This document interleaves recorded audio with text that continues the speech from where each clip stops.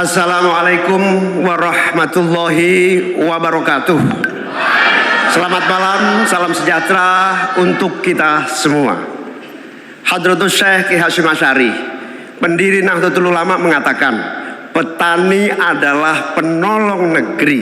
Akan tetapi hari ini kita menyaksikan negara dan pemerintah abai terhadap nasib petani dan nelayan kita.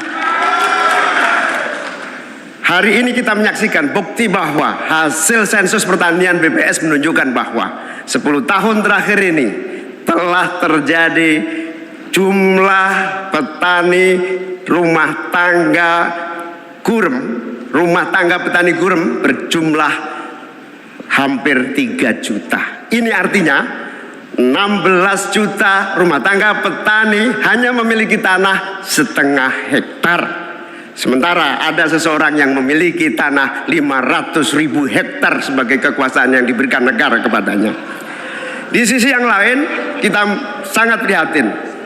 Upaya pengadaan pangan nasional dilakukan melalui food estate. Food estate terbukti mengabaikan petani kita, meninggalkan masyarakat adat kita, menghasilkan konflik agraria, dan bahkan merusak lingkungan kita. Ini harus dihentikan.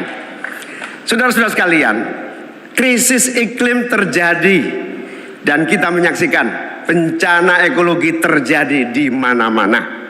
Negara harus serius mengatasinya, tidak hanya mengandalkan proyek giant sea wall yang tidak mengatasi masalahnya.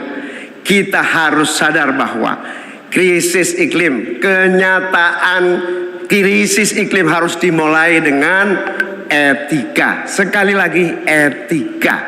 Etika lingkungan. Etika lingkungan ini intinya adalah keseimbangan antara manusia dan alam. Tidak menang-menangan, seimbang manusia dan alam. Akan tetapi kita menyaksikan bahwa kita tidak seimbang di dalam melaksanakan pembangunan kita. Kita melihat ada yang namanya krisis iklim tidak diatasi dengan serius. Bahkan kita ditunjukkan anggaran mengatasi krisis iklim jauh di bawah anggaran sektor-sektor lainnya. Hadirin saudara sekalian setanah air yang saya cintai. Dengan kesadaran ini, maka kita harus kembali bahwa pembangunan nasional, bahwa kebijakan nasional harus berpijak kepada yang namanya keadilan. Keadilan iklim, keadilan ekologi, keadilan antar generasi, keadilan agraria, dan tentu keadilan sosial. Saudara-saudara sekalian, rakyat harus dilibatkan. Rakyat tidak boleh ditinggal karena pemilik negeri ini rakyat. Pemerintah hanyalah pelaksana dari pemilik negeri ini. Oleh karena itu, desa harus menjadi titik tumpu pembangunan.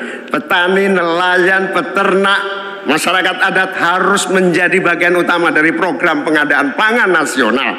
Reforma agraria harus menjadi kepastian distribusi lahan bagi para petani kita. Energi baru dan terbarukan harus digenjot, bukan malah dikurangi targetnya, diturunkan targetnya. Karena itu kita harus lakukan perubahan. Kita tidak boleh diam. Perubahan menghadapi masa depan kita dan generasi yang akan datang.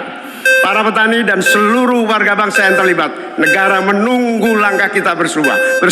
Kita semua harus menghadirkan perubahan untuk Indonesia yang lebih baik. Baik.